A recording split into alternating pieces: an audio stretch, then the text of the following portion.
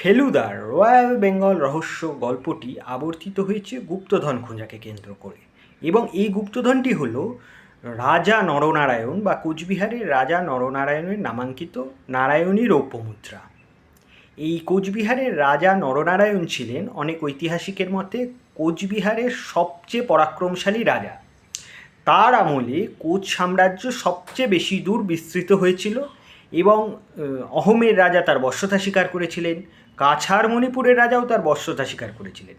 শ্রীহট্ট এবং ত্রিপুরার রাজাকে তিনি যুদ্ধে পরাজিত করেন। তার সেনাপতি চিলা রায় এবং শুক্লধ্বজের বীরত্বের কথা সেই সময় বেশ ছড়িয়ে পড়েছিল এবং তাদের পরাক্রমকে আশেপাশের রাজারা ভয় করতেন। কোচবিহারের রাজা নরনারায়ণ গৌড় আক্রমণ করেছিলেন, তবে এই যুদ্ধে অবশ্য তিনি জিততে পারেননি, তাকে পিছু হটে আসতে হয়েছিল।